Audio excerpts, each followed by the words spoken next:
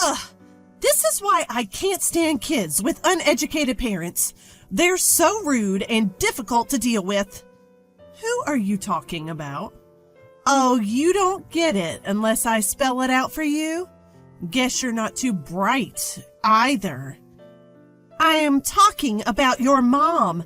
She's just pretty and all she does is laugh. That's not true. Poor you, raised by someone so foolish. You can't choose your parents. My name is Emily. I was lovingly raised by my reserved dad, Joseph, and my mom, Anna, who is always kind with a beautiful smile. Dad was often away for work, but I remember having lots of fun with him on his days off.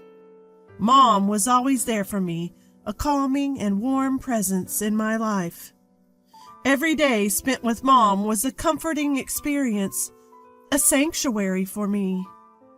I love both my parents very much, and they love me too. Even someone as mild-mannered as me might get genuinely angry if someone disparaged my parents. I had a dream about marriage. Marrying the person I love, combining two warm homes into one. How happy would that be? I'd always fantasize about it. Some might say it's nothing but a pipe dream. But I had that much confidence in my family. Richard, my current husband, respected my feelings. We met while working a part-time job. He was attending a prestigious university while I was just a high school student going to an ordinary school. We were casual friends at first, but gradually grew closer. I ended up going straight into the workforce after high school while he was still a college student at the time. We were attracted to each other because we had different perspectives stemming from our different environments. About a year into dating, he proposed to me. Our families get along really well, so I'm sure we'll also make a great family. I was really hopeful hearing him say those things. We got married, believing in those words. I had imagined a happy married life, but life isn't always that easy, is it? Little did I know that this decision would throw my life into chaos. Emily, when are you planning on moving in with us? Make up your mind, please. What? Move in together? Before marriage, we lived together in my apartment and continued to do so after. Since we had no kids, I figured we would keep living there. But it seemed that wasn't good enough for my mother-in-law, Rebecca. You're married to my son now. That means living together. Isn't that obvious? Is it? Richard never mentioned anything. You can't figure this out without your husband telling you? Use your brain a bit. I'm sorry. I'll discuss it with Richard and let you know. And just like that, my newlywed life turned into living with my in-laws. I didn't mind living together, but there was some things that bothered me. What is this cleaning? Unbelievable! How can you be so lazy? Did I do something wrong? I tried to be as thorough as possible. I had swept and wiped the floors, even used tape to pick up small dust particles. I removed water stains and dried the wet areas. I even did regular mold removal. What? Can't you see? The ashtray is full of ash! That's from David, who just smoked. I can't handle every instant. Home should be a relaxing place, and you leave a dirty ashtray? It's because you don't respect me that things are like this. I can't believe you're so inconsiderate. It was my father-in-law, David, who was smoking, filling up the ashtray that I had just cleaned. I can't keep up with that. Rebecca just doesn't get it. And what is this food? It's inedible. What kind of upbringing leads to this kind of taste? I think it's pretty average seasoning. What exactly didn't you like? Don't you know without me saying? It's too salty. You're jeopardizing our health. I didn't think it was that salty. I'll be more careful next time. Please do. We can't stay healthy if we keep living like this. I always thought my cooking was just average. I don't have an extensive repertoire of fancy gourmet dishes.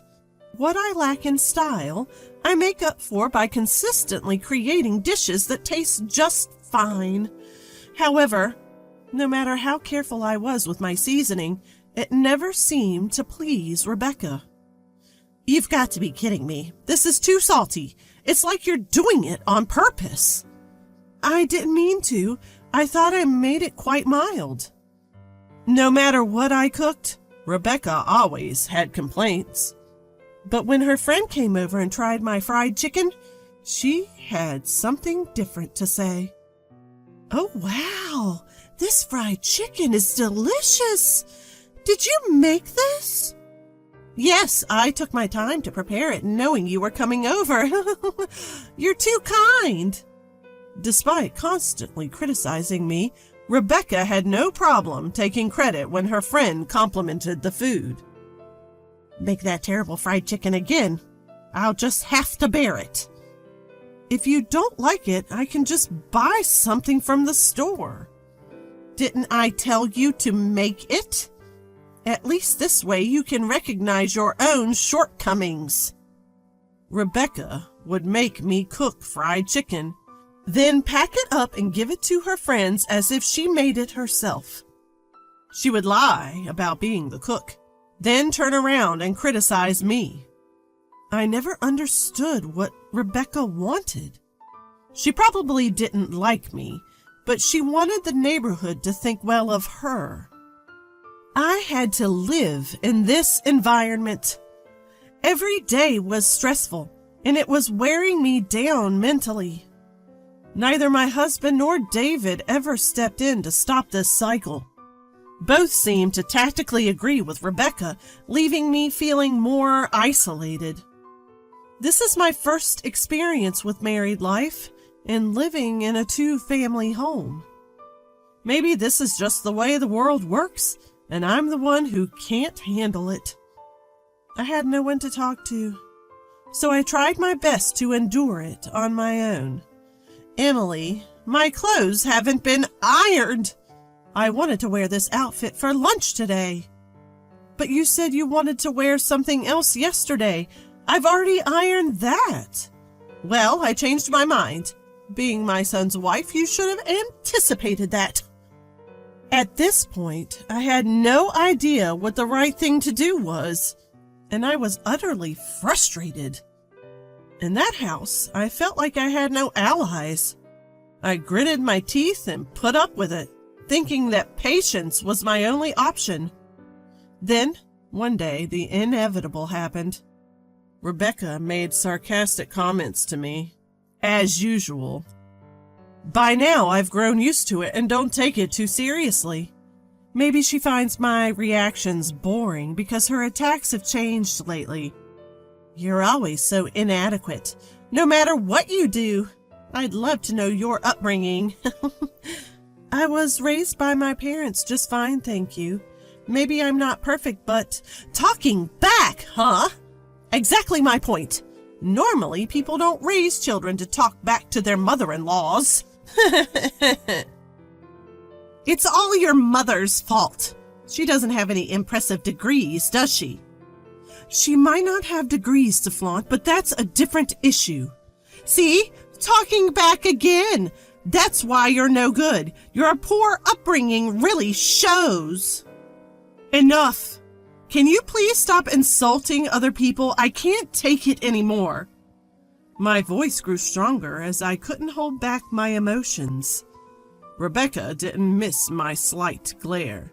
This is why I hate kids with low-educated parents. So impolite and difficult to handle. Stop talking about my mom. Education has nothing to do with this. Oh, you must be stupid too, then. Your incompetence speaks volumes. Must be nice to skate by on your looks alone. I couldn't live like that.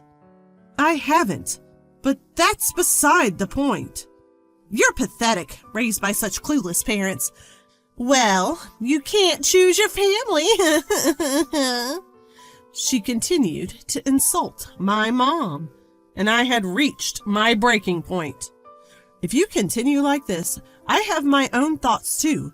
I never intended to live with you in the first place. What? We took you in, didn't we?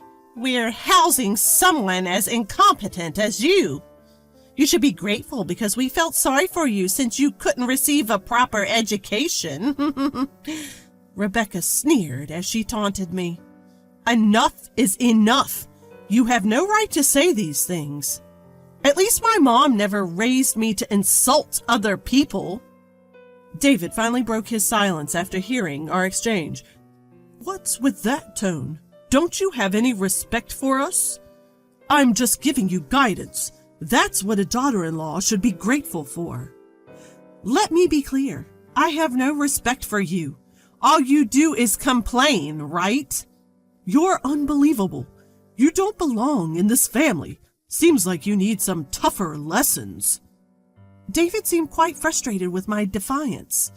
My husband watched this whole exchange without intervening or saying a word. This situation is just not right. I thought we'd be a good family. I decided I couldn't stand my husband or his parents any longer and chose to divorce and cut ties. This family is messed up. I can't take it anymore. I'm cutting you all out of my life. What? You're divorcing him? You've got guts. Leave right now. I took David at his word, quickly packed my bags, and left my in-laws' house. I tried to calm myself down, but I couldn't anymore. When I rushed back to my parents' house with my bags, they greeted me with shock. After sharing what happened, they silently hugged me and patted my back. You did well. You didn't do anything wrong, and thank you for standing up for yourself. My mom comforted me in a gentle voice. Dad, quiet as ever, seemed to be contemplating something. After a while, he started to speak. I have a plan. Emily, take some time off. Leave the rest to me. I was surprised because Dad never says things like this, but his serious expression made me believe him.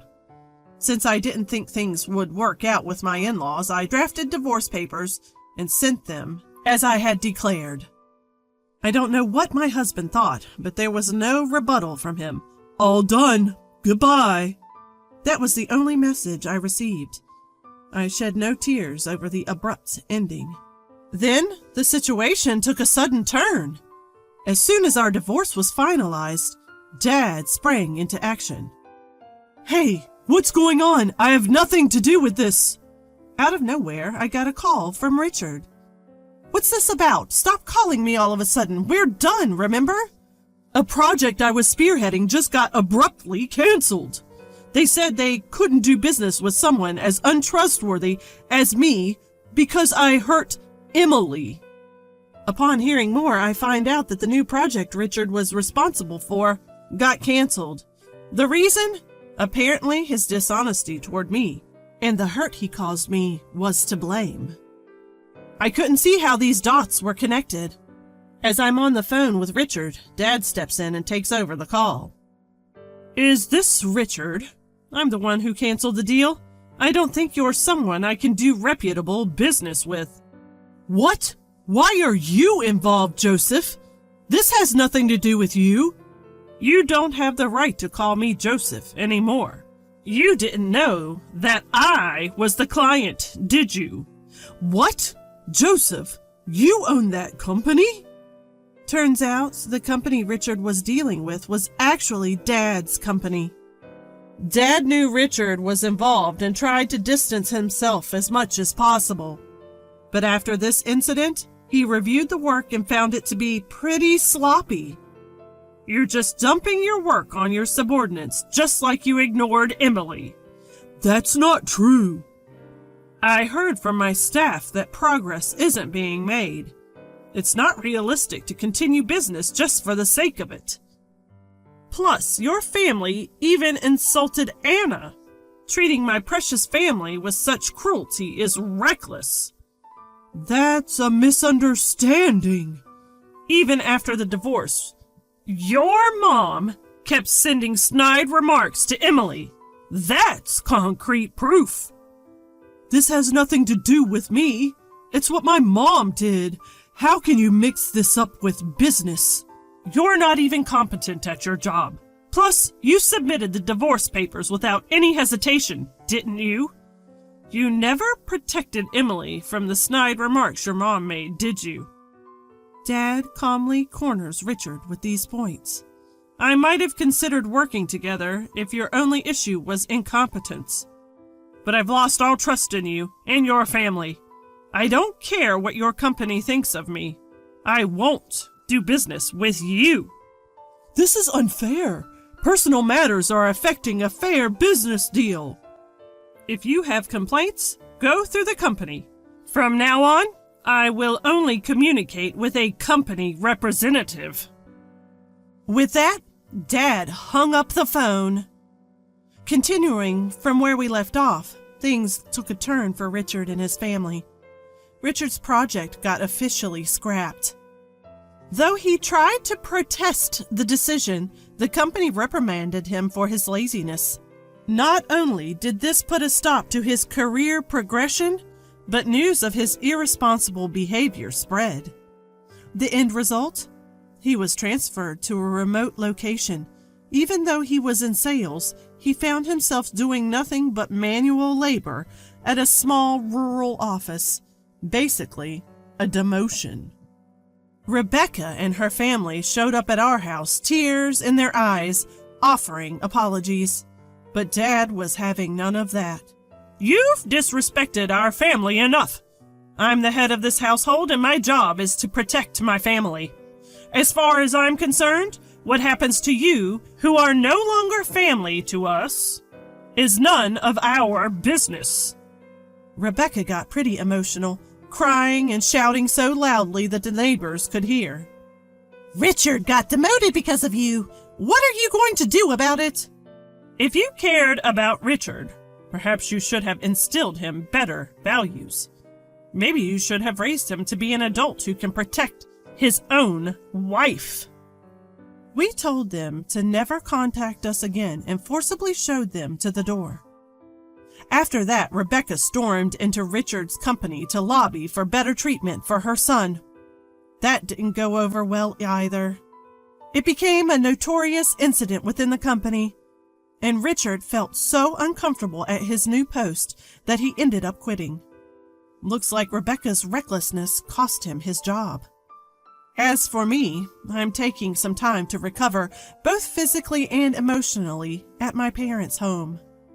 I couldn't find it in me to make it work with Richard and his family, especially after they insulted my beloved mom. For now, I'm totally over the idea of marriage. Instead, I want to focus on showing gratitude to my parents and strengthening our family bonds.